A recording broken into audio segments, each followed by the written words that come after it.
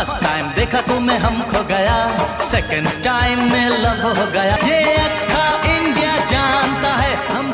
90 के दशक में फिल्मी पर्दे पर अवतरित हुई इस अभिनेत्री की एक झलक लोगों को अपना दीवाना बनाने के लिए काफी था। दिल क्या चीज है जानम अपनी जान तेरे नाम करता है। इनका करियर कहने को तो बहुत बड़ा नहीं रहा, लेकिन इन्होंने माधुरी दीक्षित जैसी उस दौर की सुपरस्टार की नींद उड़ाकर रख दी थी। हम लाख छुपाए प्यार मगर दुनिया को पता चल जाएगा। इनका स्टारडम ऐसा था जिसने शाहरुख खान जैसे एक्टर के साथ मिली फिल्म करने से मना कर दिया था।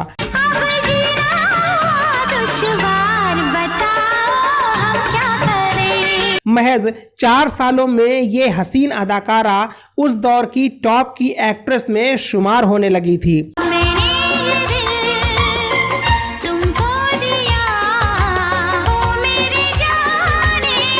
लेकिन फिर अचानक ही फिल्म इंडस्ट्री को हमेशा हमेशा के लिए अलविदा कह दिया।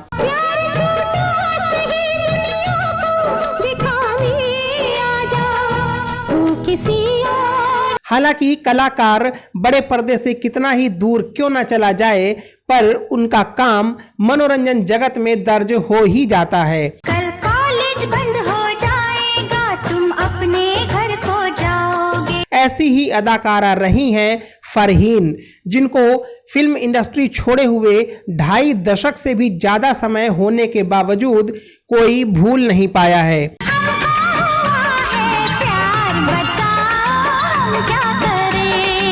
आज भी उनके हुस्न और अदाकारी के दीवाने उन्हें शिद्दत से याद करते हैं। दिल धड़के कुछ कह नहीं पाऊं, कहते कहते चुप हो जाऊं। अपने छोटे से करियर में फरहीन ने उस दौर की तमाम हीरोइनों को कड़ी टक्कर दे डाली थी।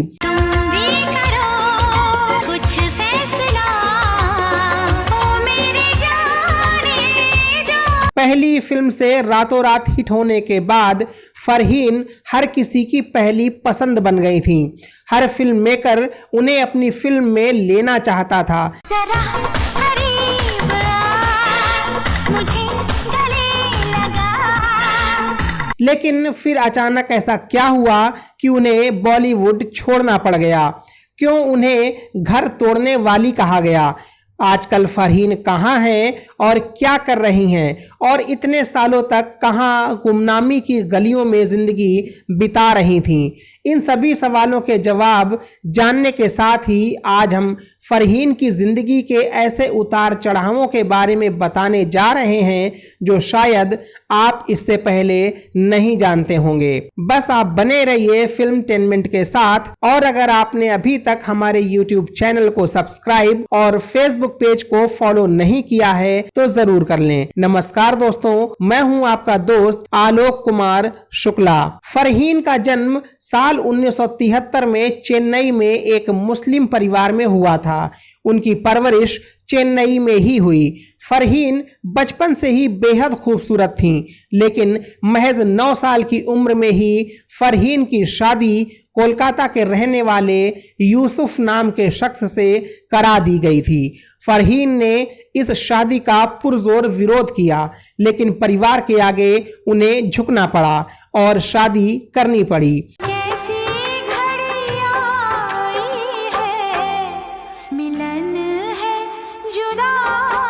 ये बाल विवाह था जिसमें लड़की के बड़े होने तक वो अपने माता पिता के साथ रहती थी और बड़ी होने के बाद उसे ससुराल जाना होता था। हालांकि बड़ी होने के बाद भी फरहीन कभी ससुराल नहीं गईं।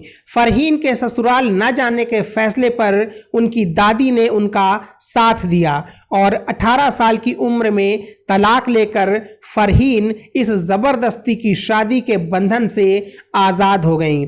फरहीन खूबसूरत तो थी ही, साथ ही वो टैलेंटेड भी थी। इसीलिए फरहीन ने फिल्म इंडस्ट्री में किस्मत आजमाने की सोची। फरहीन को अपनी पहली फिल्म पाने के लिए ज़्यादा संघर्ष नहीं करना पड़ा। साल 1992 में फरहीन ने फिल्म जान तेरे नाम से फिल्मों में डेब्यू किया। यह फिल्म ब्लॉकबस्टर साबित हुई और फरहीन रातों रात स्टार बन गईं। इस फिल्म में उनके अपोजिट रोनित रॉय थे।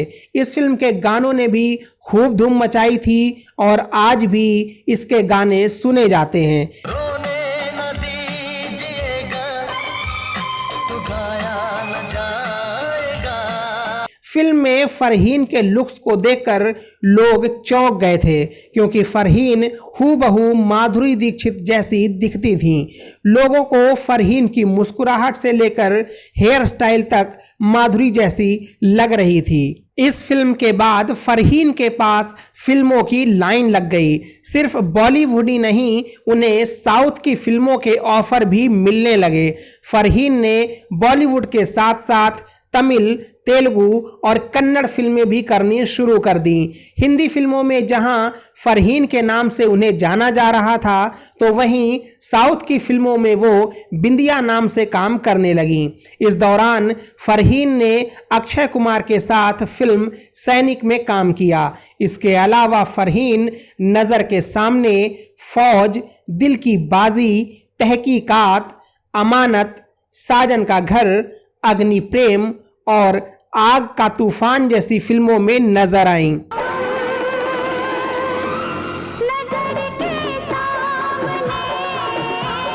फरहीन को लगातार फिल्में मिलती चली जा रही थीं। उन्हें फिल्में पाने के लिए संघर्ष नहीं करना पड़ रहा था। आपको बता दें कि इसी दौरान फरहीन को फिल्म बाजीगर भी ऑफर हुई, लेकिन फरहीन बॉलीवुड और साउथ की फिल्मों में इतना व्यस्त थीं कि उन्होंने बाजीगर फिल्म में काम करने से मना कर दिया।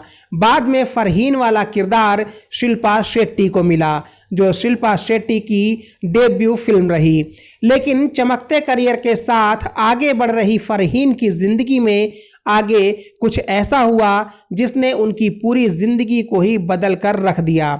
साल 1994 में फरहीन की मुलाकात पूर्व भारतीय ऑलराउंडर मनोज प्रभाकर से हुई। उस समय मनोज भारतीय टीम के स्टार क्रिकेटर थे, लेकिन मनोज प्रभाकर ऐसे क्रिकेटर रहे हैं जिनका विवादों से चोली दामन का साथ रहा है।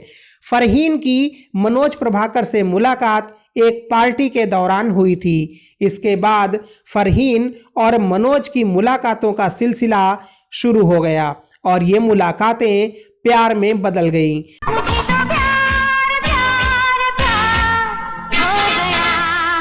हालांकि मनोज उस वक्त शादीशुदा थे और एक बच्चे के बाप भी। इसके बावजूद मनोज और फरहीन का प्यार परवान चढ़ने लगा और दोनों चुपचाप लिव इन रिलेशनशिप में रहने लगे। उस समय के लिहाज से ये काफी बड़ा कदम था, लेकिन ऐसी बातें छुपती नहीं हैं। लेकिन चुप चुप के मिलने से मिलने का मजा तो आएगा। उनके और मनोज के रिश्ते की भनक मनोज की पहली पत्नी संध्या को लग गई और मीडिया में भी ये बात आग की तरह फैल गई और फरहीन को मीडिया ने घर तोड़ने वाली औरत का तमगा दे दिया।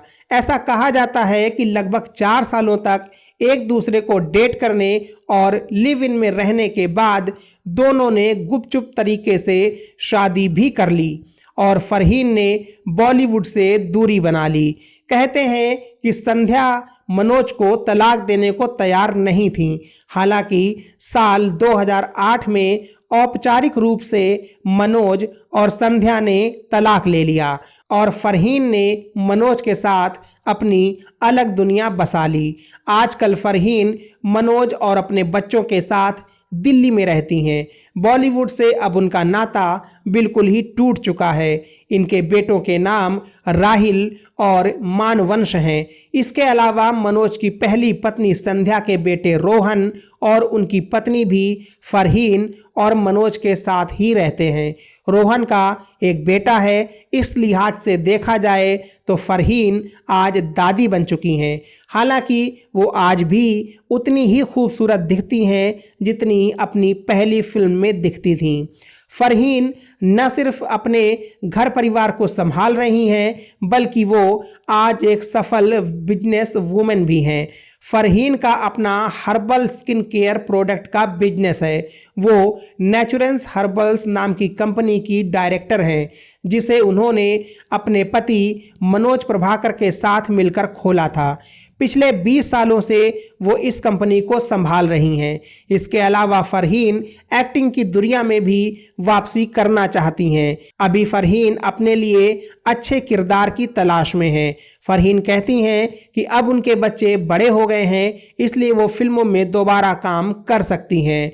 बस कोई अच्छा सा रोल होना चाहिए। फिल्मटेनमेंट की पूरी टीम फरहीन जी के उत्तम स्वास्थ्य और दीर्घ आयु की कामना करती है। तो दोस्तों, उम्मीद है कि वीडियो आपको अच्छी लगी होगी, तो इसे लाइक और शेयर करें। फरहीन जी के बारे में अपने विचार और उन पर फिल्माया गया आपका सबसे पसंदीदा गाना हमें कमेंट बॉक्स में बताएं।